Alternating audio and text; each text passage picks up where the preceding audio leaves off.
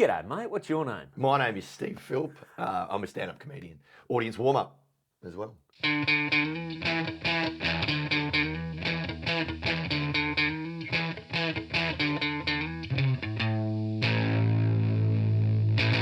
Hello, welcome back to another episode of Crowd Workcast. My name's Andrew Barnett. Thanks so much for joining me. My guest this week, the great Steve Philp, an absolute champion. He's a stand-up comedian. He is an audience warm-up guru and a Newcastle Knights tragic. This was a lot of fun. This was a really good chat. We talked all things comedy and audience warm-up. We get right into it with the TV stuff. So you're going to enjoy this. If you'd like to follow Steve on Instagram, he is Steve_Philp, Philp. You can find out where he's going to be performing, what he's up to, and just be generally entertained by him there. If you want to follow me, I'm at Andrew Barnett Comedy on all social media. Now, Brisbane. I believe I can now announce that August 22nd, I will be doing a solo show at the Good Chat Comedy Club in Brisbane. If you want to come along to that, I would love for you to come along to that. There'll be a link in my bio, if not now, very soon. Also, you can just go to goodchatcomedy.com for tickets. That is August 22nd. I'm coming to Brisbane. Going to be a lot of fun, so really looking forward to that. I think that's all I need to plug so far. So if you enjoy the podcast, like, subscribe, all that sort of good stuff. But right now, enjoy this. This is my chat with the great Steve Philp. Audience warm-up and stand. So what came first for you? Acting. Wanted to be an actor. This is a pretty boring story. Are But, you one of those blokes? Like every Sort of. time there's a new, like, you know, you can pick the actor because they're like the new open micer. Working in a cafe. But they've got they're like, you know, the writing's not quite there, but they're performing it way better. And you're like, who is this person? You sure you didn't see my opening 5 minutes? Because that's what it was. Really? I'll tell you one of my first ever jokes, right? This was, so I used to go on stage with this red jacket on, or any jacket, didn't matter, but underneath, right, I'd Velcroed. I got a lady to sew this Velcro L plate on for me, so like a driver's loader plate, right? So I'll have that zipped up so you can't see it. Yeah. Do whatever the shit joke was that I was doing. Once I got a laugh, I'd unzip, take the L plate off, and stick a P plate on. How shit's that? Oh man, prop comedy early. Well, yeah, and also I used to do this. I remember just having to look back at my notes, and do you know that thing where I don't even know who started this? It'd be good to actually do a doco on whoever started. You know, if you fold the $5 note a certain way, one of the old $5 notes, it looks like the Queen. It's like a head job. Have you seen? No. I reckon you're the only person in Australia who's never seen that. So if you fold the $5 note in half, the necklace that the Queen used to wear, and her neck is the shaft of like a good sized penis, going into the pearl necklace is her teeth. Right? Oh wow. Yeah. So as soon as this is over, you got the $5 note. $5 note origami. This is amazing. So given that I thought that everyone knew that, I mentioned it on stage and I said, I actually thought I'd see if it worked the other way. And what I did is I photocopied a giant $5 note and I folded it, and on the back, I actually genuinely had some old school porn of a woman. So yeah, that's Carrot Top level. You're in your little workshop at the back of your house. And did you ever do green faces in Canberra? No, it was around when I started, but for some reason I never, like, I don't know how, if I just was in the wrong orbit when it started. And then by the time I think I was on A-list radar, like in that they might have known that, they're like, you know, who could we send? Yeah. They'd stopped doing it. It was, like, looking back on it now, it was great because Artie from A-list, Artie Lang, it'd be multiple heats. So it was a comedy competition in Canberra, voted by the people who were in the room at the Irish Club in Canberra. Yep. It'd always be 400 people. As an open micer, you never got 400 people. No. Maybe it's one of those raw comedies, but even then, not that many. And yeah, he put a whole bunch of these open micers. Some you knew, some you didn't, all in a minivan. And he'd pay for you to go down. You'd stay the night. You'd do the gig, whether it was good or not. And these days we just all roll up to our own gigs and everyone's paranoid in their own head about other comics and this and that. And there's not a lot of camaraderie. There might be a bit, I don't know, but that it sort of did. Like I've still got mates from that now, like from those days. But I genuinely had one of the greatest gigs I've ever had in my life. That was the first one. So I won my heat. And then the next week was the final. And I had the worst gig I've ever had in the final. And it was one of those lessons, right? So I'd never been so scared in my life. And again, I'm an actor, winging it, right? So just had a bunch of loose ideas, but it was all just ad lib, really. Backstage, about to go on, nervous as hell. And I saw one of those. You're doing your actor vocal warm-ups or something, I'm picturing. I was not. I think it was about 6 schooners. Definitely not like the normal actor in a bag of Coke. But like, I'm over, I spot this vacuum cleaner in the corner. And it's one of those like Ghostbuster type ones, that they... Oh, yeah, the professional cleaner one, the backpack. They have in an office, those Yeah, people. yeah. And the comedian who was back there, and I'll use the word comedian very loosely because he's probably not, but Barry McLeod, I don't know if you know Barry. Barry McLeod. He's this Scottish fella. Name in years. Yeah, lovely guy sometimes. And he was back there, right? And he still claims credit for this. But I said to him, I should wear that vacuum cleaner out there on stage. It had the nozzle and everything on it, and just not mention it. Just go and when you turn around Yeah, to face away from the audience, Yeah. L plate on the back. L plate was on the front. So I go out there and just do my own set. And for some reason, the vacuum cleaner just heightened it. So I don't mention it. And I'm like kind of exaggeratingly moving around a bit. And the thing's moving around. And people are going, why has he got a vacuum cleaner? I smash it and I win. The following week I go back and I don't think I was ready for this because I only had about 6 or 7 gigs. Going to get a beer at the bar, and the bar staff had seen everyone over a course of 2 months. Yep. There's multiple heats, all the winners going to the final. Yeah. So that in their minds, they're the experts. Well, yeah. And they told me that they thought I was going to win, right? Oh. So they're like, oh, mate. I guess I was fresh in their mind. I was the last heat. Yeah. I also threw me a bit because I was like, oh, right. So they've seen that. And I don't have 2 sets. I don't even really have a set. Kind of just ad-libbed it with a vacuum cleaner, got lucky. And so I sort of got inside my own head, they were expecting I'm going to win. So but do you take the vacuum cleaner out again? Do you just do your... Are they on your side because they just assumed you were the cleaner? Look at this guy. At their work. You know what? Give it to one of ours. This guy's on time and a half. Yeah. So I got in my own head. Instead of taking the vacuum cleaner out, I took up a mop and bucket.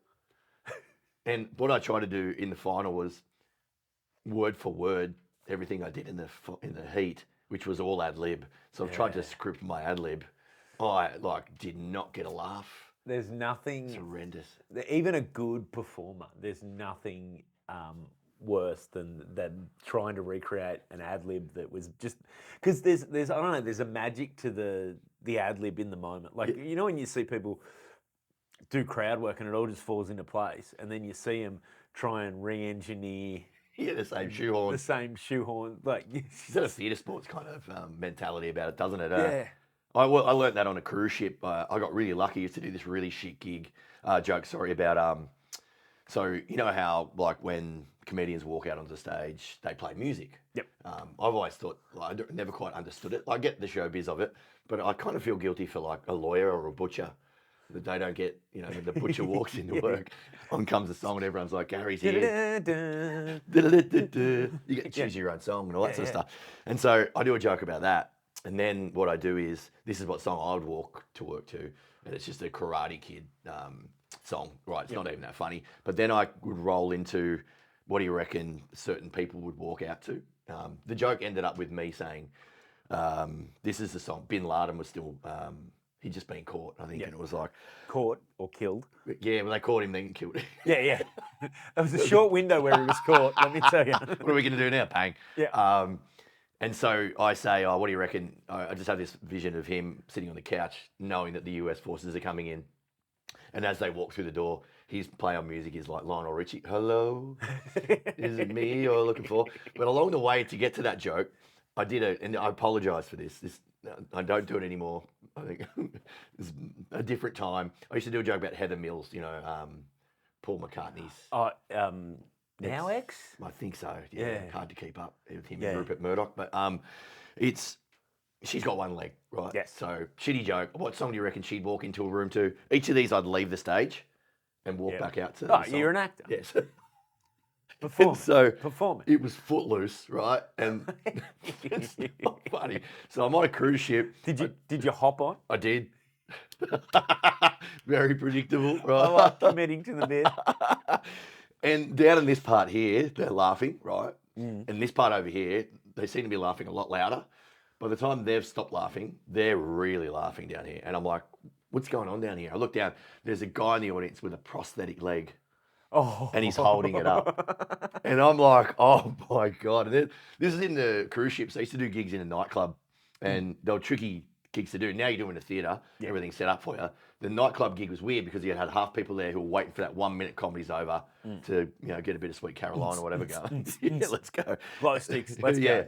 And also, it wasn't a comedy room. So you had 500 people jammed in. Some couldn't watch you. They were watching you on a shitty little TV. Yeah. And if you didn't get them early, you were gone. So I used to open with this music stuff and it kind of would work. And so I look down, he's holding up this prosthetic leg. And then I'm like, holy shit. I say to him, bring it up here. He yells out, I fucking can't, right? And I went and got it. And firstly, those things are heavy. Have you ever felt one of those things? No. No.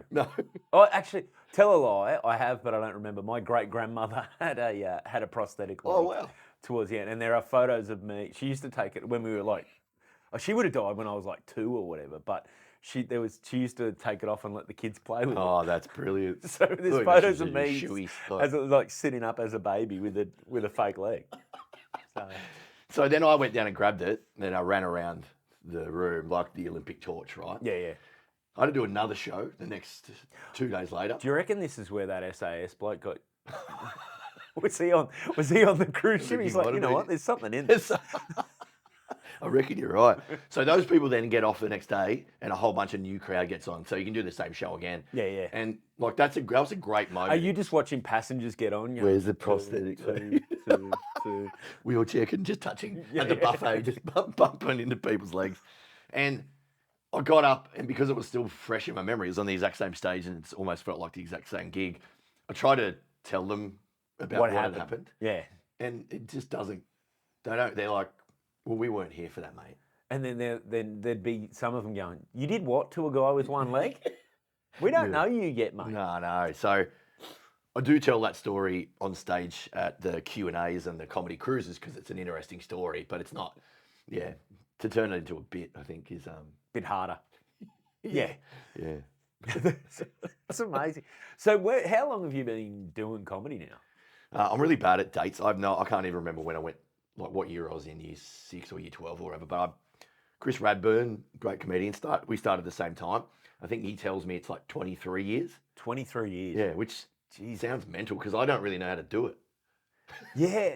Like, I know how to do it. Yeah. But you don't feel like I don't know about you. I always for me it'd be about 14, but I still feel like the new guy. Yeah. Like, wow, that's interesting. Do you know what I mean? Like you don't it's not until like you look around and you see all these people like that aren't newer. Yeah. And then you realise like then you start talking to people who've been doing it similar to you, and then you mention a name like Barry McLeod, and you go, I haven't heard that name in years. Yes. And you go, oh, actually, I've been around a little while. Yeah, you think I still don't consider myself that old in terms of, because there's other comedians to me who seem way older than me, who maybe haven't even changed their act and stuff like that. But like, it wasn't until I think I did a gig at Happy Endings and I was emceeing, and I've introduced Beck Charlwood, who I love, onto stage. And she's gone, hey, big round of applause for my dad. Yeah. And then you're like, oh, fuck. Mate, I'm old. Yeah. Well, I've got kids, but they're not her age. I had one where I did a gig with Jess Fuchs. Right, and Jess Fuchs isn't even that much younger than me. Like I think she's 30 now, which is like 13 years younger, but she plays like she will not miss an opportunity to make me feel old. Like she just hammers it all the time on stage and backstage. Like just constantly. Anyway, she was doing this story about how she thinks her and because she'd put it in my head like it's like, oh yeah, the comedy dad's here, like all that stuff. She's done this story about how she on stage about how she thought that her parents might have heard her fucking and they didn't know how to deal with it. Yeah. Anyway, so I was in the room and then I went on after her, like I went on the next act, and I said, oh, I've had a weird week, man. I thought the weekend, like, we heard my daughter fucking, and I don't know how to bring it up. Did well. Oh, and it kind of like part of me went, that's great, it went well, and then it went, well. That means they can believe it. Yeah. Like it was that's right. It was Hang super on. deflating. Yeah. Fair, valid point. Yeah, I mean, 23 years, it seems mental. It does also, talking about all those first gigs, does feel like that long ago.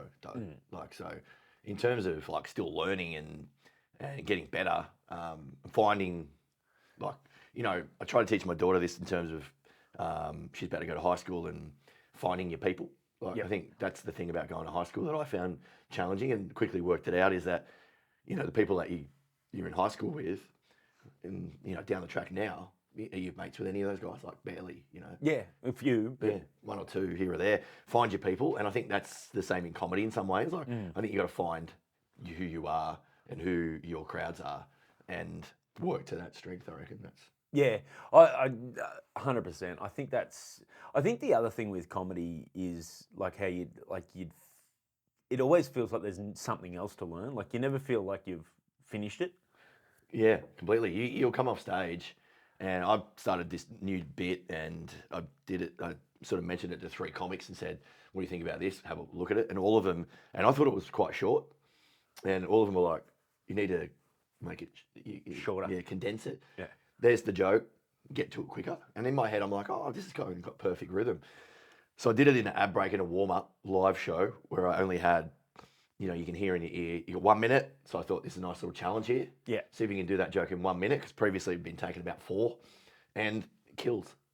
Like, and so, you know, sometimes you don't want to take advice off other comics. You're like, no, I like how it's long. Mate, yeah. And we all like to lengthen our bits. Simon Kennedy does a bit about Bunnings that started off as 1 joke, now it goes for about 14 days. Yeah. I know the bit. He's starting, you know, when he goes on and he starts that Bunnings bit, you're like, right, I can go for a piss. Yeah. Or I've a got shit. time here. I've got time. So I think definitely being able to look inside and go, yeah, comedians have given me little add-ons that you just go, fuck, I'm not doing that. Like, I'm never doing that. It's funny because sometimes you get an add-on that's like, oh, that's perfect. Yeah. And then other times you get an add-on like, no, that's your voice. That is nothing I would ever say on stage. Like, it'd sound weird coming from me. No, you're right, because yeah, that's right. You're hearing it. If you're off stage, you're watching my act off stage, and you hear me say a thing, you're saying it as if it's you saying it, not necessarily me. Although, depends. Like, being given... I actually forgot a joke. It was one of the early jokes I'd written, and it was just about, you know, the harness racing car. There's a car that holds back the horses at the start. Imagine if you... I know this joke. Yeah, so that was like in my first ever 5 minutes. Oh, really? Yeah, so it was one of the first jokes ever. Vacuum cleaner. Definitely, that was in there. Yes, I'm doing that with the vacuum cleaner. You're just wobbling around. But I totally forgot. So, you know, you start to write new material and you get a bit bored of it. Even though it's a cracking joke, I just forgot about it. And I think it might have been like 10 years since I'd done the joke, and I bumped into an ex-girlfriend's brother randomly at a pub, and he's like, "Hey, man," he goes, "how's the gig going?" Whatever. I said, "Yeah, we're all going good." He goes, "Do you still know that joke about the..." And I'm like, "Oh, man." I was like, I forgot about that. It's amazing how much you forget about your old material and how quickly. Yeah. Too, because yesterday I was editing I did a show in Newcastle last year, and I'm just trying to edit it to put some stuff online and, you know, do the thing that we all have to do now. But I was looking, there was even a chunk in there where I'm like, oh, I haven't done this since that show. Great bit. And I'm like, wow, and now I'm like, yeah, that was actually all right. Like it's interesting how quickly that just completely leaves your head. Sometimes as well, if you're doing, and I don't know if you do this, but like, you think you've got a really good bit, you might do it, you might not nail it, it might be the wrong night to do it, or different crowd for it, or whatever. Sometimes you just bin it. Yeah. When you really should just persist with it a bit sometimes, because... Yeah, come back to it. 100%. Yeah, with another crowd. I always say too, like, there's bits like that I could never get to work, you know, 5 years in, and then you revisit it after 5 years later, and all of a sudden you're 5 years better at doing the job. Yeah. Like, you're like, oh, I know why that didn't work, because I had the punchline in the middle of the thing, and I had or just gave way too much information. You just go like your thing of like, no, you actually only need these these bits. The 4-minute bit is only a 1-minute bit if you just give the essential information and it'll crush. Yeah, take the right steps along the way. Do you have a sounding board for your gear, or you just go, no, that's a good bit? I've got a couple of people I'll just like mates that I'll just bounce bits off. Yeah. It's like, do you think there's anything in this? Sometimes I'll ask, like right before I go, if I'm going to do new material, I'll ask my wife, and if she goes, yeah, that is going to crush. Well, that's where I was going with this, because that's exactly what happens to me. My wife, who I find very funny, and we tend to laugh at similar stuff. I go, hey, good example was great mate, Haskell Daniel, like absolute legend in the Australian comedy scene. First youngest ever professional comedian at age 16 to be on the telly and stuff. We come up with this idea. He used to be amazing for sound effects. He had the greatest sound effects of all time. Like Really? He'd do like a Harley Davidson starting, and it genuinely sounded like it. And so at Happy Endings, there's the stage everyone can see if you're sitting in the crowd, and the little backstage area has a curtain around it so no one can see. So we workshop this idea where I say on stage, hey, I've never done this before. Been practicing a few sound effects. Anyone up for it? The crowd like, yeah, let's do this. So Haskell, I put the mic up there. Yeah. Haskell, I'm going to do a Harley Davidson for you, right, starting. I do this. Haskell has a mic out of shot, does his Harley Davidson. Because I'd lowered the expectations of how it was going to sound. Sounds unbelievable. The crowd are like, whoa, this guy. yeah. Then we do a helicopter taking off and landing in Syria, like somewhere war-torn. Yeah. So it was an incredible helicopter, and then he's doing all these, and I'm like, anyway, round of applause. And then whatever the last one was, as I'm doing this, I just sort of drop my hand down and move around, and the sound effect continues. So they're like, oh, wait. You Milli Vanilli'd it. Totally. And my wife's like, do not do that. That's not funny. And I'm like, wow, okay. And now, when Haskell, who was a mentor of mine, he's like, nah, this is funny. And I'm like, yeah, this is funny. And it's a one-time bit. Like, we're not traveling around doing it all the time, just for a bit of fun. Let's just give it a go. It kills, right? Absolutely kills. And my wife wasn't even there. And I do remember saying on the microphone, fuck you, Miranda. Right? And the crowd were like, who's Miranda? But yeah, so that's a good one, that if your wife says it's not funny, 100% get in on it. Mate, yeah, I've had a few where she'll go, yeah, people will laugh at that. Just like almost disdain. Just like, People are stupid. Yeah, she calls it, sometimes she'll just go, that's just dumb boy humour. Yeah, they'll laugh at that. Oh, great. Thank you. You do jokes about it? Yeah. Yeah. You do jokes. I've got a couple of jokes. Yeah. About Miranda. Yeah. Not anymore. I did have some jokes about her. All of it, I don't make anything up. My kids give me ample opportunity to do that. Most of my gear now is kids based. But I did have a joke about her vagina. And oh, yeah, no, I don't do anything like that. I would be murdered. Yeah. So a mate of mine who used to work in radio in Brisbane, she said to me once, you don't need to do that joke. But I'm like, oh, they're laughing. And she said, you're in Brisbane. And I'm like, yeah, but in your head, you're like, no, but it's going well. Yeah. And it was just about my daughter. People name their kids' vagina, like sex. So did you guys have a name for your children's? No. Oh, yeah, because they tell you to, like, yeah. I don't, to be honest, I don't remember. Yeah, that's that long ago. Saying, well, my wife used to say "giny" to vagina. And one time my daughter's true story came out and said, where did I come from? And I was waiting for that question when she was about 13, 14, I think she was about 7. And I panicked. That creeps up on you quicker than you think it's going to, doesn't it? Bang. Yeah, usually when you've had about 6 schooners in the half time in the footy. And she goes, oh, you came out my giny. And without skipping a beat, my daughter's like, Mum, you must have a really big giny. And then I used to go on stage, and she's right, and then continue on with it, right, really badly. And I forgot that she was at a gig once. So wives obviously don't come to gigs. No. It's work. For whatever reason, she came out with a mate. I'm halfway through telling that joke, and in my head, I'm like, oh, she's in the crowd. And the car ride home was interesting. It was very quiet. And then she's like, so you're doing jokes about my giny now, are you? Right? She used the right word. And I'm like, all I could think of was, well, it's tax deductible. And I dropped the joke after that. Man, that's, yeah, I don't, like, if I do a joke about Nat or it involves my wife, it's generally like I'll have talked to her about it before. Like she'll know. You got consent? Yeah, and I don't do it. Like it's nothing that sort of stuff. But I always know when she comes to a festival show, there's always I know where she's sitting based on the people around her that she's come with. I see them whenever I am my wife, and you just see the movement, the heads in the crowd. Go, he's about to talk about you. That's great, isn't it? I just did a cruise with Mick Meredith, and he took his lovely wife Mo on the cruise, and it was in the big theatre on the cruise ship, and we sat up in those like Muppets, kind of seats up in the crowd. Yep. And there was the other the comics. Lincoln box. What are they called? The Lincoln, where you can assassinate a president up there. Never heard that. I like that. And he does like 15 minutes on her. He does too. Yeah. Yeah. And it's all like there's nothing cruel or mean around it. It's all funny stuff. No, it's just slice of life from their interactions. Yeah, there's the lotioning. She's a lotioner and that. And she's just sitting there. And it was interesting just to watching her, and she's still laughing. She loves it. And a couple of times she'd lean in and go, "This one's true," and you're like, it's like director's commentary right next door. But it was an interesting experience watching him do the jokes I know, and then her sitting next to her experiencing it. Yeah, it's a different dynamic in the crowd. Totally.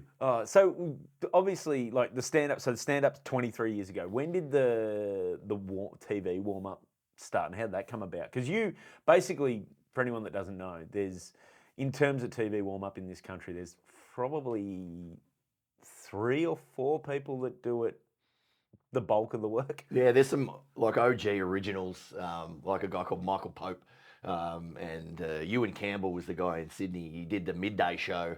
Oh wow! For years, he's the only warm up I've ever seen. My mum took me down to see the midday show. Do you remember Fatty Vorton used to be on the midday show, doing his tips, world's biggest barbecue? The midday show. Do you know? Because when I had Trevor Crook on this, he did 13 midday show sets. Like stand up. Stand up. What? And he told me a joke that he did on it that you couldn't do now on like nighttime TV. It was about being a Siamese twin when he was younger. And the punchline was about, I think the punchline, like I don't want to ruin his whole bit, but it's the punchline. He doesn't do the joke anymore. He's telling me, but how they had to do everything together. And he goes, the hard bit was when we got to the teenage years, because he was heavily into masturbation. I've heard this. And we were joined at the wrist. He goes, Ray Martin loved it. Oh, that's good. He got no complaints. Jerry Harvey or the guy on the piano? I didn't even Jerry Harvey's sitting at the Steinway just, this is the best. Was it Jerry Harvey or was Jerry Harvey the Harvey Norman guy? Jerry Harvey's the Harvey Norman guy. Who is it? It's Peter Harvey. No, that's Canberra. Peter Harvey. Peter Harvey, Canberra. It was one of the Harveys though, wasn't it? He had a big beard. Yeah. Larry shirts. That's gonna frustrate me. I remember his blow up at Ben Folds. Do you remember that? Oh yeah. When Ben Folds played the midday show. Oh. Welcome to Australia. You're a touring musician, like cutting edge, young, like alternative music. And what show are we going on to promote? The midday show. Oh, the other great moment from the midday show, if you remember this, was Chopper Read, Alan Jones. Oh no, I don't remember that. As soon as we finish this, go Google it. Yeah. So Alan Jones is on, right? And Alan is, I think Chopper's about to get, or the story was something about, Chopper went on El McFeast, if you remember that show from years ago. And he was drunk, clearly drunk, live TV, joked about killing people. And it became a story for the week. There was no social media and stuff back then, but it was in the papers and all that sort of stuff. Yeah. So Alan would have been talking about it on his radio show. 1,000%. And he was on the midday show and he's up and about. Turns out someone, either the actual Chopper Read's watching, or someone goes, "Hey Chopper, flick over. This bloke's talking about you." So I don't know how it transpires, but Chopper rings the studio. I don't know how you do that. And they put him live on air with Alan, right? And it's the best because Alan just goes on this rant. Chopper just sits it out and then goes, "Well, at least I don't touch little kids in toilets, Alan." This goes on air. Wow. And they're like, can't, like it's live, so they can't. And they just go to a break and you're like, well, I don't normally like applauding mass murderers, but like, wow. Well done, Chopper. That was, that's a bold claim. It's probably darker than your midday audience. You're sitting down with your lunch. You're like, I'll have a cup of tea. Here's Trevor Crook. Straight after. Yeah. I saw, my mum took me down there and I'd never been in a TV studio before, and I saw Ewan Campbell do warm up. Thought he was the funniest guy in the world. Anyway, if you fast forward, like I think it was about maybe 15 years later, I replaced him at the NRL Footy Show. So, Oh, wow. which was weird because I'm like, hey man, I saw you when I was about 12 do this gig.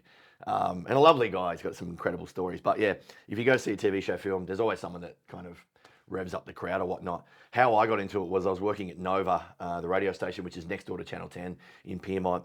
And an email got sent to an on-air announcer at Nova from Channel 10 saying, hey, we're starting up a cooking show with a live studio audience. Ready, steady, cook. Yeah, the great Ready, Steady, Cook. Is anyone interested in telling jokes? Capsicums. During the yeah, tomatoes, capsicums. Yeah. And little did I know that I just, like, it's weird to look back on things like that because had I just gone, I'm not doing that, then I wouldn't have had this incredible experience over so many years, like in different shows. And I always talk about this with people. Like I was describing this to some guys recently about how I actually had a producer when I was at Fox talk to me about it because he was asking me how I'd sort of got into where I was. Yeah. And it's a similar thing where you just go, oh, this opportunity, oh, do that. And you just sort of follow your nose. Yeah. And he just looked at me and goes, you do have a bit of the Forrest Gumps about you, don't you, Barney?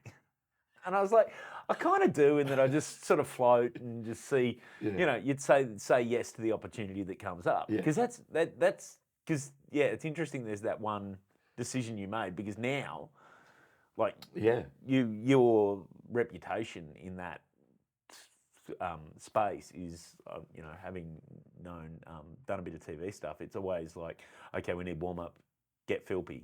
Is Philpy available? If Philpy's not available, then where do we go from there? Yeah, and I love that. I mean, I think it was my wife recently who said, and this is not a brag or anything, it's just kind of how it is. But because if this is Steve, you're the best. You're the best in bed. yeah, no, it's not that. My Joni, no, she was like, it must feel pretty good to be like in the top 3 people in the country at something, and like, you know, usually that stuff's reserved for sports. And comedy, you can't even judge that because it's subjective. And, you know, just because some guy's famous doesn't mean he's great at it or whatever, right? That's how it works. But in this term, it is because it's a financial thing. The TV companies are like, no, you're the guy we want. No, you're the guy we want. Yeah. And if not you, then the next guy. So there generally are, like you said, at the top 3 of us. And it's because it's got more to do with not just your performance, right? Because anyone who wants to have a crack at it, who's a comic or not a comic or whatever, has to have a performance. And most of us will come in having a performance of some sort they have to do. But you're essentially another floor manager in terms. And it took me ages to learn that. And as soon as I did learn that, then that's when I started getting booked in all the shows, because you've got 2 floor managers on a show. Let's say it's a show like The Voice or something where you've got 500, 600 people that work there. You can barely ever have a chat with the floor manager. She dead set, like, they're incredible. She's got 3 radios on. I don't know where her other ear is. Occasionally they'll pop it out if it's an emergency or something. But she's on 4 different channels. Like, I have one channel that I'm on, and there's about 13 people in there. There's only really 1 or 2 people I'm listening for. But you try and have a quick chat with them, and they're like, what are you talking about, babe? Like, what's going on there? Because they're... Yeah. So to run a show like that and have to worry about the warm-up guy, like, is an extra thing for them. So on The Voice, they're bringing out contestants. The coaches are buggering off. The coaches have their own little teams. They'll disappear. On a recent series, Jason Derulo did one series, and he was missing for like 10 minutes. I was like, where is he? And they're like, oh, he's getting Uber Eats chicken wings in the middle of our record, right? So we all had to stop while he's out there. They lost Guy Sebastian recently, and he's like on having a shit, and he's like looking at YouTube, and they're like, mate, there's an audience in there. Like, and so... That's all right, Philpy's got him. Yeah. Or you might hear something from the director saying, there's a cable in shot, and the floor manager might be on the other side of the room and I'm close by. Yeah. And if I'm not listening to that, then that person has to cross the floor. We all want to get out of there on time. Notoriously, pre-recorded television shows go for days, right? And then because they can. Yeah. The police were called at The Voice. I wasn't doing it. It was Ben Lomas, but who's one of the other? He's the Melbourne Steve Philp. Well, I'm the Sydney Ben Lomas. Let's go with that. Oh, really? Like, both of you, because when we were doing our cricket show and when we were going between, you were our Sydney guy, he was our Melbourne guy, and it was great because we knew we just had the 2 best in the game. we knew we were going out to an audience that were happy and because And it's surprising how many, like, it's happening more and more now, how many networks will go, we can't risk this role. Like, it used to be, when I first started, it was a bit of a shit kicker role. Like, in terms of get out there, you were never, like, really considered part of the crew. A lot of, like, rap parties you were forgotten about in speeches and stuff. When it's kind of a crucial role, especially in long records, to keep audience there and all Happy. that sort of stuff. Yeah. So I've been doing a little bit of front bar, not much, the Channel 7, Mick Malloy, Sam Pang. So Ben Lomas and Danny McGinley are the two guys that do that. For whatever reason, if they can't do it, this is the show that's 1 hour live, right? You'd assume there's multiple people who can do that in Melbourne, but they go, no, Philp's doing this, right? So I get flown down for a 1 hour junket. I know that, and I'd love to hear your take on this because I remember early doors talking to Lomas about that, and he said Mick in particular was really, really particular, demanding. He'd say to him, this crowd needs to be pumped up. Yeah. Like, Yeah. but that can't. I think part of that is those guys probably have done enough live stuff, like, and they're powerful enough now in their show. But because they're the powers with the guy who's needs that audience to laugh and needs to feed off that energy. 100%. They're able to go, no, this is the important thing. Yeah. Because that was for us. I mean, when we had our shows and having done that job, that warm up job, Yeah, that's right. as well. Yeah. And You're great at it too. nowhere near as well as you do it, but both because both Rochford and I had come from stand up backgrounds, we knew the importance of, okay, the audience need to have energy and we need to be able to feed off that. And it's the last thing you want to have to think about when you're walking out to start the show. Oh, man, yeah, totally. And I always loved having a chat with you guys prior to the show, whereas like Matty Johns, unless it's an absolute something major's going on, I don't hear anything from anyone. Yeah, yeah. Whereas I loved talking to you guys about, oh, there's this bit coming up about this, because like quite often I'll say on Matty Johns, like post the joke, you guys should have given me a heads up about that, because like it's hard on the fly to be like, oh, that's, Yeah. and it is important. Like, so, and what you say, talk about Mick Malloy is their show's live. So if all of a sudden the crowd's a bit flat, seg 1, you can't come out in seg 2 and go, hey guys, you're a bit flat. Yeah. Can we? And I notoriously have made a lot of mistakes doing that with crowds where, happened a couple of weeks at Matty Johns, so had a cracking crowd. Weirdly, there's only about 30 of them, and they are all different. Yeah. You'll come in, they get given beer and pizza. Some days, all the beer's gone. Some other days, all the beer's there. Sometimes all the beers there crowd are better than all the beers gone crowd. Sometimes it's the other way around. There's never, it's a weird take. About 3 weeks ago, doing the same jokes that I normally do. Who's been here before? None of them. Okay, great, can roll into the same shit. No, I'm not getting much. And straight away, I started to get frustrated by it because I'm like, no, this is always good. Yeah, yeah. This is not me, it's you. And it's going to reflect on me when you guys aren't good on air. Yeah. So then I've only done it a couple of times, but I fall into this thing of going, you guys are a bit shit. Worst crowd ever. And hoping that will fire them up. But more than often, it just backfires. They're just like, fuck off, mate. Mate, we just came to enjoy a TV show. This guy's yelling at us. Yeah, yeah. Because sometimes too in their heads, they've come along because they watch it at home and they really enjoy it at home. Yeah. And so in their heads, they go, yeah, it's just like watching at home. I sit quietly and watch it at home and enjoy it. Yeah. But why wouldn't I do that here? It's like, nah, man, you're part of this show. Well, that's what I do. That's great that you just said that, because I say that in my warm-up. I say, you're not here to watch the show. You watch it when it's on TV. Yeah, especially Matty Johns. You watch it when it's replayed the next day 4,500 times. Yeah, yeah. When you walk past the pub, you'll look in and see the crowd shot of you clapping. Yeah, that's right. So it's important. Like The Voice and those shows, they're not getting you in there just so you can have a lovely time and watch a show. Like you're not meeting Guy Sebastian. No way, not a chance. You don't want to, by the way. But anyway, that's another story. So you're just part of the system, and it's all there. And a good example of this was the most recent series of The Voice. In those blind auditions, so what you see on TV is the person walks out. Yep. Chair might turn, chair might not turn. Mostly, if they turn, what happens is they go out the back, and then when we come back to the room, so we're not recording anymore, I jump on the mic and go, hey, that was amazing, big round of applause for that person. The cameras come in and they do these vox pops. So let's say it was, who's on it this year? The Queen guy. let's go. Kate Miller-Heidke's on it, right? Okay, Kate This Miller year. Heidke. I was getting the Queen guy. I'm Yeah, like, well, no, Adam Lambert. oh, Adam Lambert. Yeah. He wasn't the original Queen guy. What? Yeah. Who was there? Someone else? Yeah, I can't remember his name, but there was someone before. I'm sure they had a. Was it Dave Gleason? Before they got big. Wasn't Dave Gleason? No, it wasn't Dave Gleason. You sure? Oh, it's not the Angels, right? Okay. And so they'll put the camera in front, and this is all edited. You might see on the show after that person sang, and then they'll cut to her in her chair going, I just had to turn around, or whatever. So when they're doing those vox pops, we have to shut up. Crowd has to shut up. That takes like sometimes 10 minutes. Sucks the energy out of the room hard, right? Crowd are just like, woo, having this great time. This year they introduced a second vox pop out the back. So they may or may not be finished doing, let's say they're finished doing the coach's vox pop. I'll jump on the mic and then you'll hear in my ear, Steve, can you stop talking?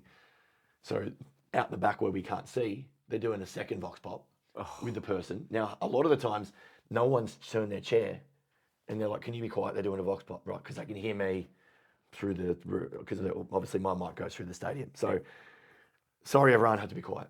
We were sitting there for sometimes 15 minutes and the crowd are like, what? So crowd, this is the first time I've done this. Crowd start leaving, right? We dropped down in numbers a lot. And I could hear them saying, hey, we've lost the crowd, you know. Traditionally, when I first started, if you lost crowd members, it became the warm-up's fault. I got yelled at them, why are they leaving? And I wanted to say, they're leaving because you told them it would be 3 hours. It's now 6 hours, and that's nothing to do with me. And I think that's a difference between, like, sometimes TV producers and people, and this is what I found earlier at Fox with why we valued having you so much as opposed to people it's not that they don't value the role, they don't understand the role, they don't understand the dynamics of a crowd, of live entertainment. If you want to hold someone's attention, you have to hold, it's not like, they're not paid extras. No. These people, they're not like, okay, sit there, we'll come back to you. This isn't a movie set. This is, okay, these are, yes, they're part of the show, but they're also the live audience that give you the energy. So you need to treat them as though that you're getting something from them. Yeah. Like, and you'll see the good hosts, and like you guys were great at this, bantering like from the floor with them. Whereas I've worked on shows where they'll just stay there. Yeah. Nothing said. They never talk. Fatty used to be great. The footy show. He grabbed the mic off me with this big grab and he'd do three of the most inappropriate jokes you've ever heard. And the crowd would be like, yes, man, how good's this? And one of the first tips I ever got in terms of this warm-up stuff was this Irish, actually Welsh producer from Ready Steady Cook. So I landed at Ready Steady Cook, no idea what I'm doing, just doing stand-up. You know, just which is an easy. As a stand-up, that's what you think your job is to do, which it's kind of not, I don't think. No, and it makes it harder because people are like, we're here watching a cooking show. Why is this guy telling us a joke about? And at this stage as well in my career, I wasn't even a very good stand-up, right? So I'm doing these pretty shitty jokes to a crowd who are like, why does he keep saying Chinese? Move out of the way. We want to watch the show, mate. Yeah, you know, that kind of thing. And so they were all like super helpful. But one of the producers, he said to me, some of the good warm-ups that I've seen, he said they incorporate, like, so they're coming in for an experience to watch his show. They'll incorporate the cameraman, the floor manager, the talent, the auto cue. And once that little thing was ticked in my head, it just became so easy. It was like, you almost don't even have to do jokes now. I had a guy fill in for me once, and he said to me, he watched me do it too, and he goes, "You've got all these stories about crew members and previous shows you've worked on, and I guess you only get that from doing them all. But now that's what I do. They're in that unique situation, so I go, hey, I worked on this show. They can relate to it. Yeah. This show where there was only 2 people in the audience or 4 people or whatever. Well, no one. I worked on a show called The Great Australian Spelling Bee with Grant Denyer. Oh, yeah. Yeah, it's like overachieving kids. And it ended up being quite a good show. But series 1, no one had heard of it. So they put an ad up for audience members. And no one, like... That's the hardest part. Not one person. So 200 seats, no one turns up. So you know what happens when that happens, right? people, Philp, yeah, people who don't do much on shows, so like me and 3 makeup girls, right? Yeah. In the crowd. So we film over a period of, I think we filmed over 7 days, but that 7 days was enough episodes for like 3 weeks. And it was one of those shows that went to air like Wednesday, Thursday, Friday, prime time. And every time there was a cutaway to the crowd, it was me in a close up like this. And I was people at home going, that guy was there yesterday. God, he loves spelling. Yeah, or kids. Yeah. Let's hope it's spelling. I think I'm on a watch list of some description. I had messages from mates going, dude, why are you at the spelling bee every day? And I'm like, mate, long story. Mate, I remember when I was doing warm up at Fox in the early days. I remember doing the other rugby show, which was briefly on. It was great. It was a good show, but then they kept moving the tapings around. But then they'd tape at like Tuesday lunchtime. Oh, brilliant.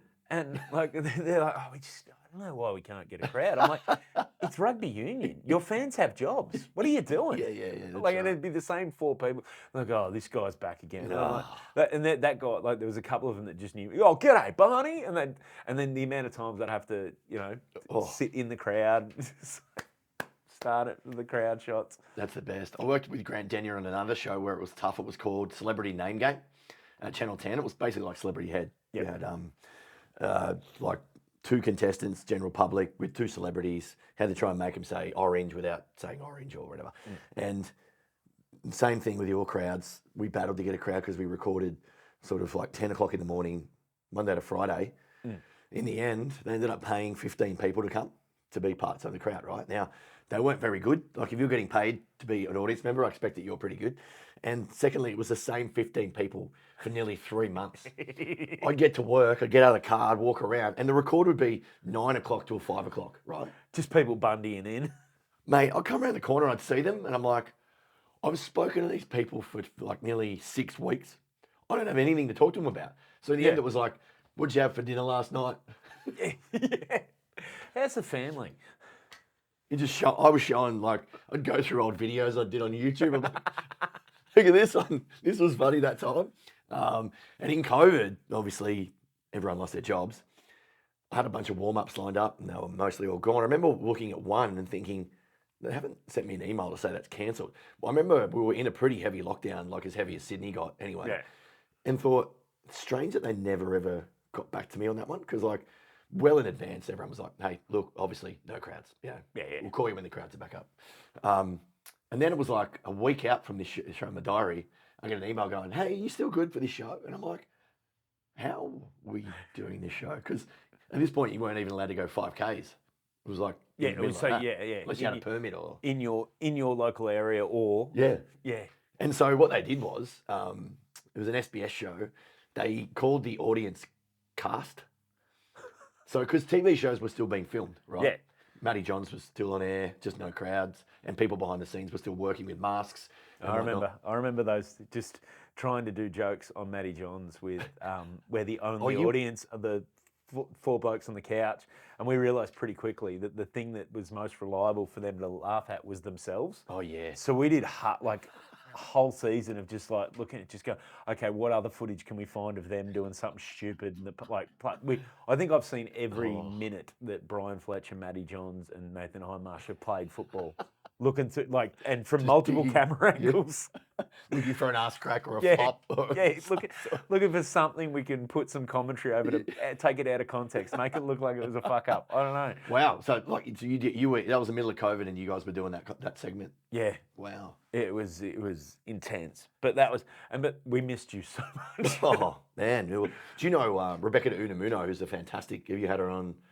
Yes. Yeah. Yes. She's a great warm up, and she had to do question everything. Yep. No crowd. They made her do warm up to the crew. So in some respects, you're like, I've got a job. Yeah. Thank you.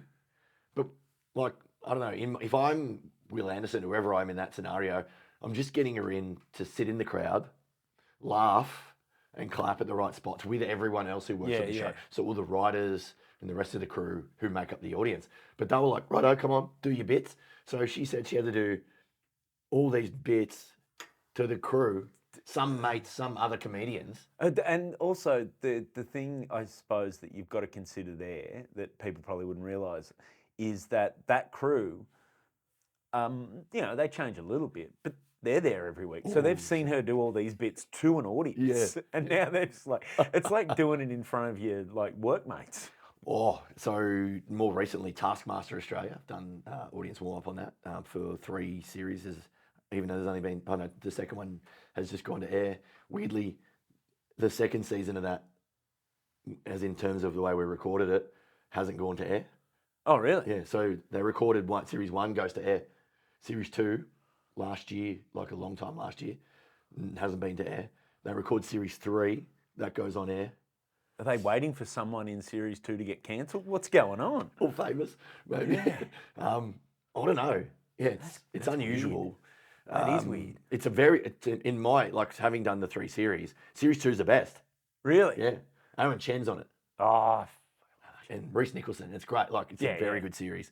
And, don't know. Two heavy hitters when it comes to funny. Those Oh, two. I love it. Reece was filthy so I don't know whether they're just trying to find. And he used to joke for a bit, like on the day 4, he's like, "Hi, I'm Reece. You won't see me at all in this series," because he'd been cut out because he was filthing it that hard. But like, but it's great to watch. And I remember saying to him, "Have they said anything to you, the producers?" Because he was going to top level filth. Like, it's harder than a comedy room. Like, Wow. it's harder. Like, Because he can go yeah, filth. He's just absolutely. very funny, but not shy about giving some detail. Yeah, and also this is prime time, Yeah. free to air network where you're meant to be somewhat conservative, even though that show's a little bit loose in terms of it. But yeah, just on that show, there's 6.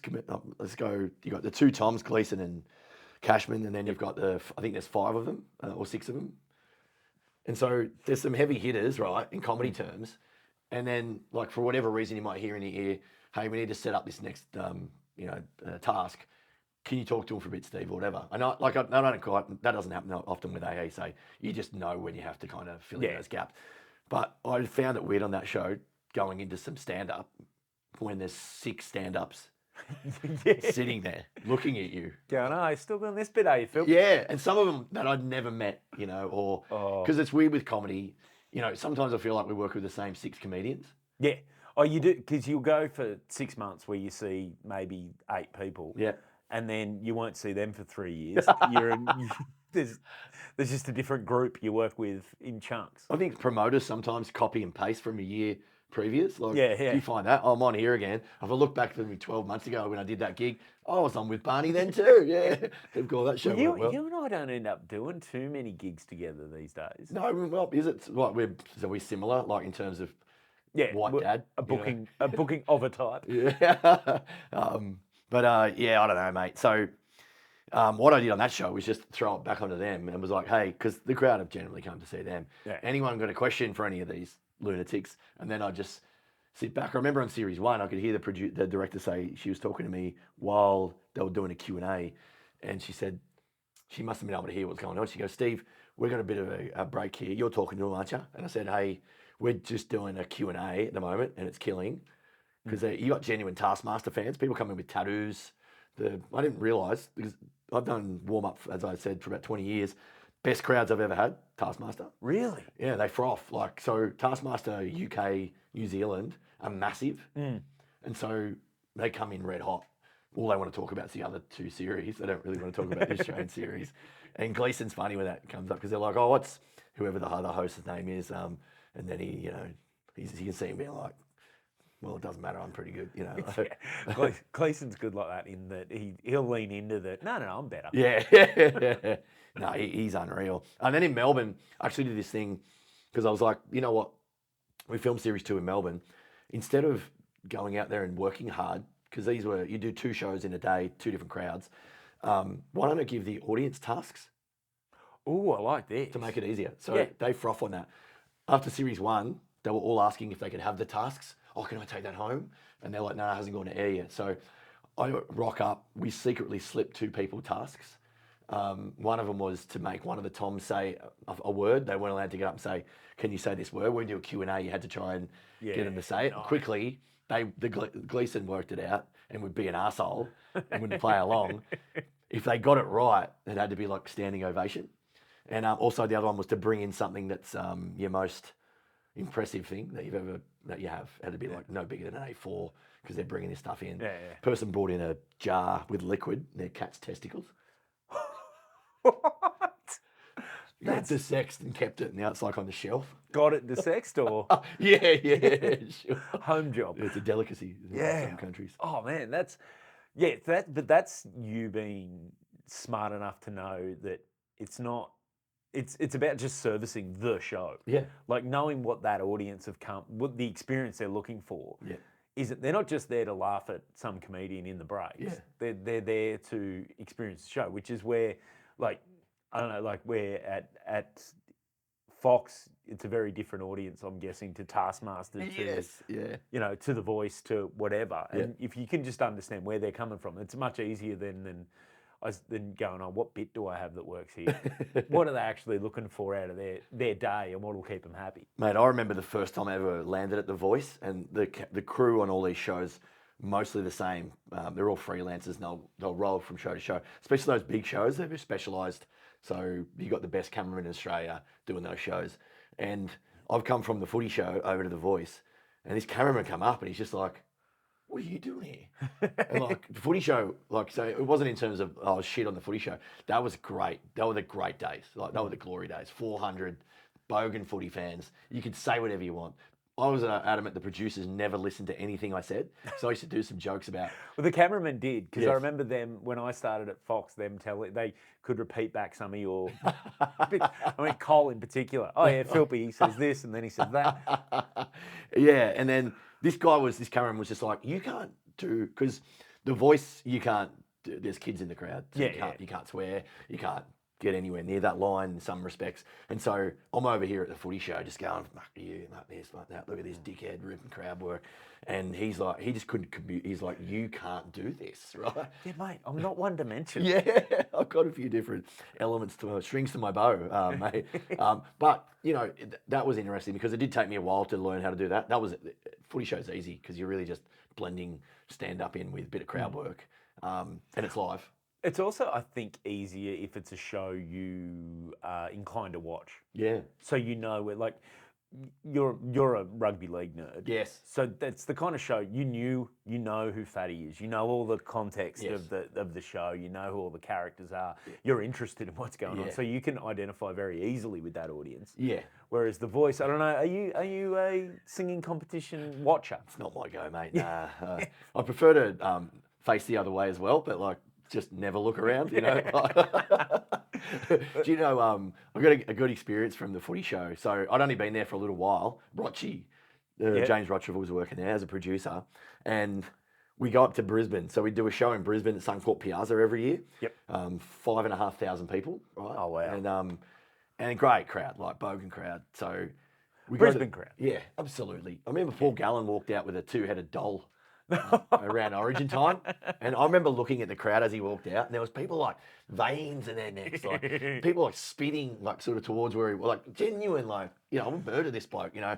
And so the warm up was like ended up being great, but we go to a production meeting in the venue before, and one of the producers, Matty Weiss, sits down next to me and says, hey, Philp, has anyone talked to you about the show tonight? And I'm like, oh, that's why we're here at the production meeting. He goes, no.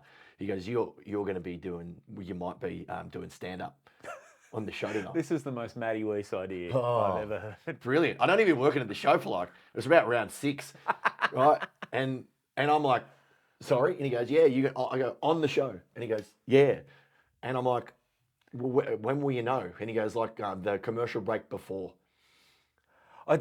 This goes back to not understanding live. There's no, like, because it's sort of almost like they just see like those producers, like, and I know Matty Weiss, I love Matty Weiss, but it's like, it's not coming from a live performance background. Yeah. He just assumes, oh no, Philpy's a stand-up, he can do stand-up. Yeah. So it's like a skill that you've ticked off at uni or something. Like, it's like saying, well, you're a doctor, you can do a tonsillectomy. Like, it's not. Give it a go, mate. You know, when I always love that if there's a doctor on board, you know, sometimes you see like a plumbing doctor, Yeah. This bloke's like, oh, someone goes, you're a doctor. He's like, mate, no. Mate of mine, his old man was a professor. Well, he's a lecturer at Newcastle Uni. But he had at the time he was a bit younger. Had a doctorate in engineering, and he'd been booked to go to this conference in Japan. Yeah. And because it had been booked through the uni, they booked him as Doctor Page. Sure. Right. So this thing comes on, no. and he goes, "Is there a doctor on board?" Nothing. Nothing. Right. So then, literally a couple of times, and then they've gone to the manifest. So they've gone up to him and approached him. Look, we know you're a doctor. And he said, "Listen, my expertise is concrete. That's what I'm going to lecture on. If you've got an issue with that, I could maybe consult." He goes up and goes, harden up a bit, mate. Yeah, come on, mate. Give me a teaspoon. Oh, so having like never done a gig in front of 4,500 people. Also, some court Piazza, it's half indoor, half outdoor. So Yeah. it backs onto the Brisbane River? Yeah. Yeah. And so you're semi in, semi out, and it's a gigantic room. And even the really good comics who used to go on the Footy Show, Carl and all those guys, like they would even attest to say that to do it in the studio at Channel 9 as opposed to doing it in front of 4,500 people. Now, the audience have no idea who I am. Like, in some ways, they've got a bit of a benefit of they know me from doing the warm-up, right? But then I have to also go, what material am I going to do? They've seen though, that audience have gone, oh, Carl Barron does these Yes. big gigs. Yeah. Like, And also, I'm like, so it's the most nervous warm-up I've ever had in my life because I'm like, I took out like a chunk of stuff that I'd normally say in the warm-up, and I was like, this is my first ever TV spot, and I've been given. Well, that's what I'm talking about. Like, just not understanding. They think it's a switch that you can switch on and off. Not like, no, if you book me to do this, I will prepare specific, like my material I'll pick will be the stuff that'll work in this environment. Yeah. And I'm going to spend time thinking about it. I'm going to prepare. I'll probably go to a comedy room and I'll run this a few Yes. times all in order because it might be a set that doesn't always go together. oh man, thankfully. I just love, where's he sitting there going, you'll be right, mate. You'll be right. Yeah. The funny bit was like, when were you letting me know? Yeah. Like, I assumed that it would be just as the warm-up's about to start. Hey, you're definitely on the show. But it's like, no, like, so in the ad break, because we were live. So in the live ad break, I'll get a thing going, Philp, you're on. Now, as it turned out, the show went over as it always did. And so they were like, Philp, not doing it. And I'm like, it was a relief, to be honest. I went back to Sydney and we did it. I did it in the studio the following week and had a great gig. Opened with, did a bunch of jokes, got them to like me, and then went, hey, by the way, I'm doing my first ever TV spot tonight, and the crowd were like, yeah. In actual fact, if you watch it back, I have to tell the crowd to shut up. So they introduce me. It's like a standing ovation. Now, if you're watching at home, you're like, Who's who's this guy? Steve Philp? The crowd are going nuts. They cut to the crowd and they're all like, yeah. And I have to Just go, a bunch of Philp heads. and I'm like this. I say, it's on my show reel. I go, okay, righto, pipe down. I've got to tell jokes. But yeah, then I remember the following week, and you would have had experiences like this in terms of, you think no one watches shows like that or whatever. And then I was up in the Cross trying to get into this nightclub, and the line was 50 deep, and all of a sudden this like Islander bouncer, he's just like, oi, top of his voice, and I look up, and he's just staring at me. He goes, funny guy, footy show, straight in, like this, right? That's so And I good. come around and everyone's looking like, who's this guy? And I go up and I said, oh, did you watch it on the TV? He goes, nah, bruh, I was in the back row, hey. And I'm like, yes. It is weird like that when you'd like all of a sudden like because in your head nothing's changed. Yeah. And then all of a sudden someone I know you from this weird context, and it's never where you think you're going to be recognised or. Yeah, you guys start to get spotted. Mate, I had one down. I took my youngest son and his best mate down to see wrestling at a local With amateur wrestling? Yeah. But you know Andrew Pascal. Yes. Yeah. So now his mob were doing it. He was the ring announcer. He's doing his Goldstein character. So I thought, you know what, I'll go see this. Part of me was curious, but then they were on year 5. They were hitting zone for this. Oh yeah. Right. So I've gone down. Me and my cousin took the kids down and going. But the bouncer at the RSL that it was at just looks at me and goes, "What are you doing here?" Oh, I've just come to see the wrestling. He goes, "Oh my God. oh, God, what is it with you league blokes and wrestling? I said, Oh. what? He goes, last one we had here, who was it that was, oh, fuck, it was, who was the, Someone who did I'm something blanking on the wrong. name. No, I'm blanking on the name. No, the complete opposite. Winger for the Bulldogs, it was Hazmel Masri. Oh yes. Yeah, so he Clean goes, skin. last time I was here, last time the wrestling was here, Hazmel Masri was here with your kids. You're I'm like, mate, I've been on Fox League. I haven't done any, you can't put me in the category with Hazmel Masri, one of the greatest goal kickers of all time. And Because you're a great leaguey. wingers. Yeah. Yeah, you leagueies, you what, mate? No. That's unreal. Yeah, I had a road rage incident, so I did a little bit of on-camera stuff for Matty. I cannot imagine you in a road rage, mate. Well, actually, this time, it wasn't I'm mad for road rage. You picked that, nailed that on the head. But this wasn't actually my fault. But I'd just done some stuff for Matty Johns where I played a Uber driver driving around, and that's why I was talking about you and see if you'd had these experiences because nothing had changed in my world. And then all of a sudden, just a whole bunch of these footy people who didn't know me before now are like, oh, that's that guy. And so I'm coming along near East Gardens, near my house, and there's significant room for me to move over. I need to turn left. And the car behind speeds up when he sees the blinker to not let me in, right? Yeah. There was so much room. And I'm not one of those people that just merges sideways. I go forward and merge as well. And he's in one of those two big cars, that you don't need unnecessarily big. Even if you're a trader, you still don't need it that big. Like one of those Raptors, I think they're giant cars. And he's just right up my ass, flashing the lights, beeping the horn. Looks like quite a big guy. It's a left turn only on red permitted or whatever after stopping. So I turn left, and we pull up to the next lights, and he comes screaming up there red, and he gets out, and he's like. I can see he's doing this, and I'm like, oh no. So I locked the door first, but I wind the window down. I'm like, I'm happy to.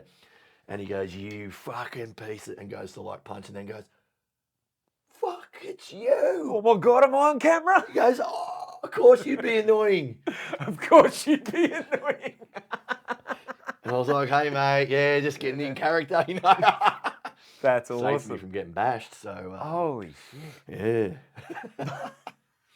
People are funny though, aren't they? Because you and I, and probably more so me, because I only did it on a one-off, where you had a regular role, so they, were easy to be identified with. And some are obviously old footy players, people who know who they are straight away. But the thing with me was weird because I only did 4 of them. It was on for 4 weeks in a row, but then you just disappear. And so now people are they're just at the shops, they're just going, you can see them going. Yeah.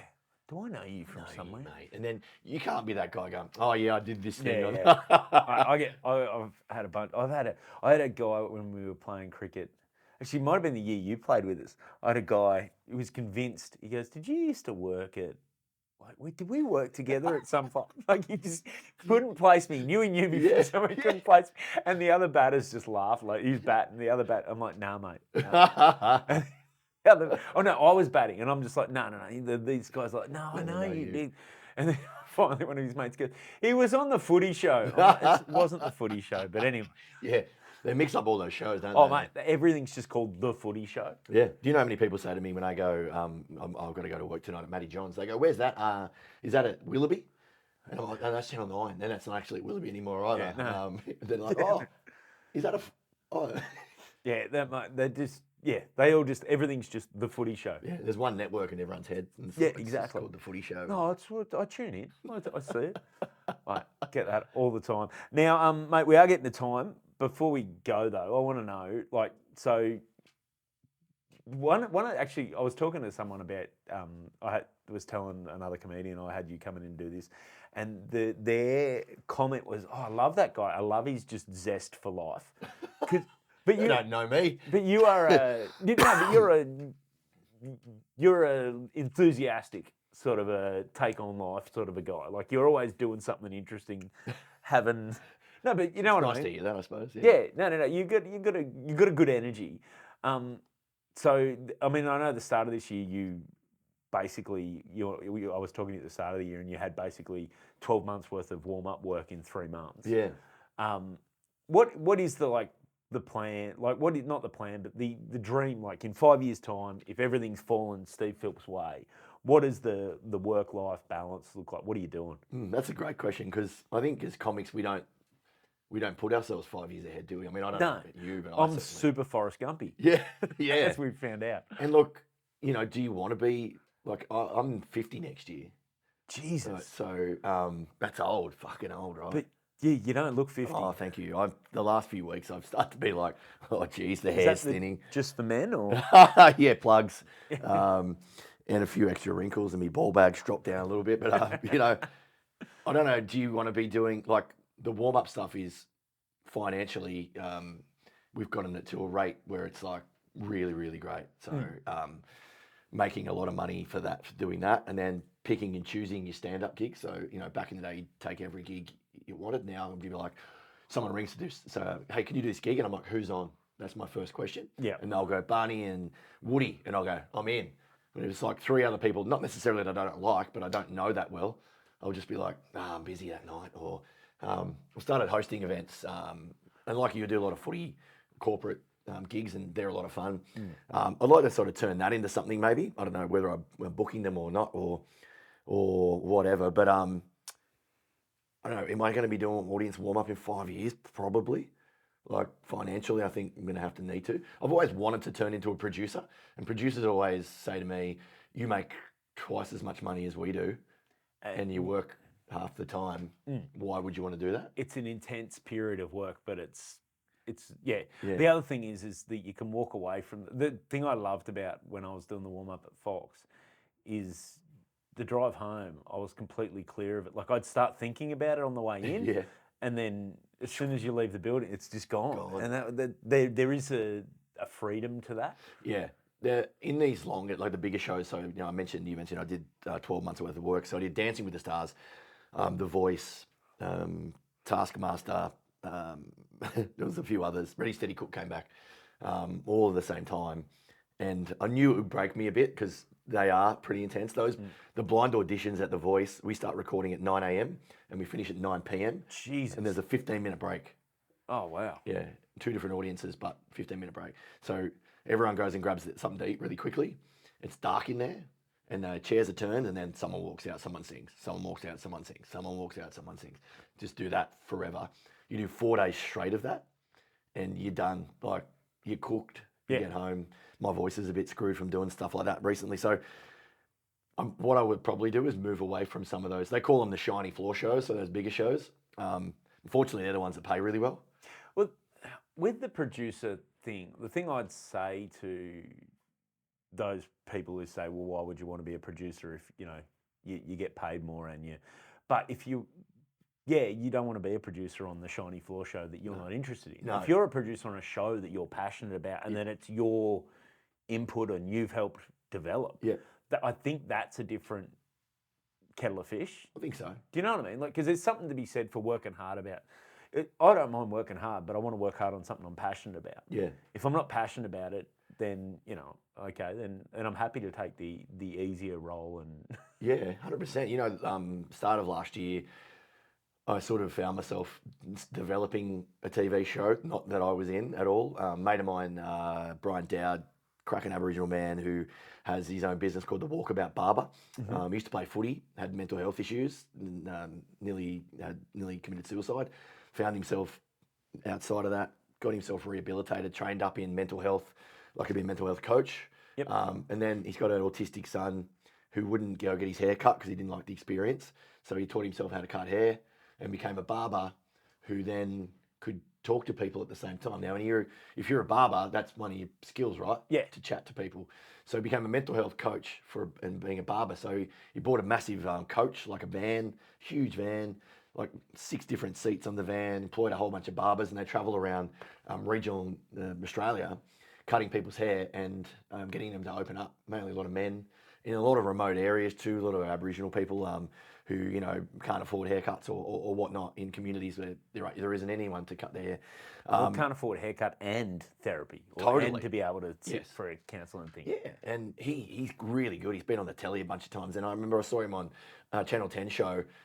And from when I first saw him start out to where he was then, he developed like a bit of TV nous. And anyway, I rang him out of the blue. I hadn't seen him for years. And I was like, mate, I want to do something with you. I like this is something, like you said, something passionate that you believe in. So I said, I'll produce it. he was like, yeah, absolutely. So I got a couple other TV mates. Aaron Crease, who's a cameraman and producer you would know quite well from Fox. He's like, I'm in.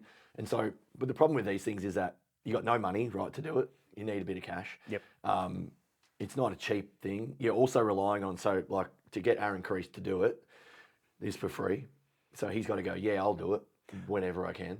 Like, and that's it, for them. It's very much like when you explain to people about stand up or whatever. Like, oh, just take the weekend off, mate. Your mates go, just take the weekend off. Yeah.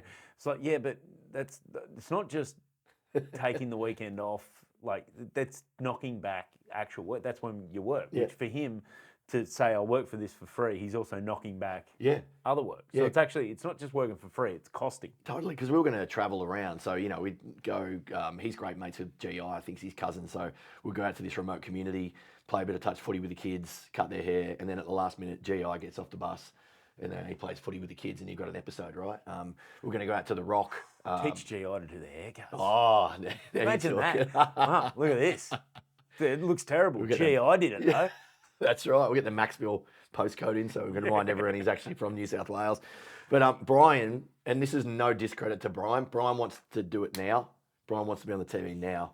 And I try to explain to him, Brian, this is something that's going to take, you know, TV shows don't just get up like that. No. Like you've pitched stuff to networks. Everything has to fall in place. Yeah. Like, it's the idea that it's just because it's a good enough idea to be on TV that is the first lowest bar. Yeah. Everything needs to fall in place. The other thing that happened was as well, he'd already pitched this show to the networks. So all the networks had seen it, but the show reel that he'd shown was desperately sad. It was all about the suicide. And you watched it, and he pitched it in COVID. Yeah. So it was already sad times. And people are like this. Whereas I look at Brian, and Brian to me is not a sad guy. He's up and about. And so, yeah, you do have elements of the sadness in there, right? But it's all just up. It's the light and the shade, and you've got to finish with the light. Yeah, totally. And so, yeah, he was all on board to do it, but we were running a race, and he was at the 80-metre mark, and we were back at the 10-metre mark. And I just said to him, I want to build a team. I've got a mate of mine that's worked for every television network in the country, whether that's a good thing or not, in marketing, because like I was trying to develop a team. I don't know anything about marketing, especially in a TV sense. Like, who can we get money off? That's the other thing is like, okay, that you think in your head you go to pitch an idea and that you go, this is going to be judged on the quality of the idea. Yeah. Which it is, once again, that's the lowest bar. Yeah. Now it's like, okay, how does this? They're business. TV stations are businesses. Yeah. Totally. How does this make money? How do we pay for this? How do we? So you need to cover all those elements. And that was his job. He was in the budget, developing budgets, and he was like, "Mate, I want to help." And he'd already spoken to, other networks, and they were everyone. Oh, this bloke, James Packer's right hand man at Channel 9, and he's interested in now. And so it was one of those things where we hadn't even shot anything, and I said to Brian, "I'm going to build a team here. It might take a while." Because once you pitch the show to the networks, you've got a very small window because they've seen it. Yeah. They're like, okay, how's this different to what it was last time? So it has to be perfect. And anyway, Brian, in the end, just was like, look, I'm going to do my own thing because I want it to be done now. As it turns out, nothing's happened. And so it's not closed door on it. I think it's a great idea. It's a travel show with mental health side effects. So you got the animated bus. Where are we today? And you're cruising around like one of those travel shows. You're in a country town. And again, I'm behind the camera just offering some advice. Brian, say this, say that, say this. Let's shoot over there. I find that. I reckon that'd be something I'd love to do, like more of that. Like you say, only on stuff that you're invested in. Exactly. Yeah. And that is, in some ways, the luxury of having had the success that you've had, is that you get to pick and choose the jobs, like outside of that, you get to pick and choose the jobs that you care about rather than, I need to do this strictly for money. Because the money, when you've got that thing where you're successful like you are, like you said, there's three of you basically in the country that are the go-tos. Yeah. Then, the bases are covered financially. Now, outside of that time-wise, what do you want to spend your time doing? Yeah, that's cool. I totally agree. I just bought a camera and a little mic, and I've started filming a little bit of stuff just to keep my like interested in the game, like you said. And I'd love to do some more stuff. I want to do a couple of podcasts. I want to do a Newcastle Knights podcast. Mainly because I don't shut up about the Knights just day to day when no one's been recorded. So I want to just put it out there. I just feel like I don't care if anyone listens or they don't listen. I just feel like it'd be, Mate, that's part of the, like, I've got to be honest, that's part of why I do this. Like, I do this because I enjoy it. Yeah. Probably I should spend more time refining the formatting, editing, and that sort of stuff. But whenever I can do it like this where I enjoy it, I know I'll keep doing it. Yeah. When it starts to feel like it's a pain in the ass, and then I'm worried about numbers, who's watching, what opportunities is it creating, that's when it'll feel too much like a job, and that's when I'll lose interest on knowing myself. Both of us have done a bit of radio, and we've done it together as well. And so that definitely, there's something I know. I'm right down the bench at SEN as it is anyway, and it doesn't necessarily have to be SEN, but I really enjoyed going back into radio. I did radio years ago, and I'd sort of forgotten about it, and then going back in and doing some stuff with you, and working out these little ideas and going, oh, we should do this, we should do that. Working with people like Brooksy, who we've recorded a dummy podcast to do coming up, rugby league podcast. That's exciting, that kind of stuff. So I think working with people like yourself, people you like, concepts you love, that's the way forward. Mate, sounds perfect. Now, where can people find you online, all that sort of stuff? Plug in anything you want to plug. Yeah, I got rid of a website years ago. I don't know why. I just sort of... You still got one? Yeah, I do, but I don't know that anyone goes to the websites, though. Everyone just looks at your socials nowadays. Yeah. Well, it's just Instagram, Steve_Philp, not Philip. A lot of people constantly call me Steve Philp. Even when I was in the bank the other day, how do you spell your name? I was like, PHILP. And the lady's like, are you sure? I reckon I've spelt it more than you have. You know what? I'm almost 50. Yeah. I've nailed this one. Instagram, TikTok, but I've no idea what's going on there. Yep. Yeah, so those two, Steve_Philp. You'll find me there. Barney, it's been a treat, mate. Mate, thanks very much. Legend. Cheers.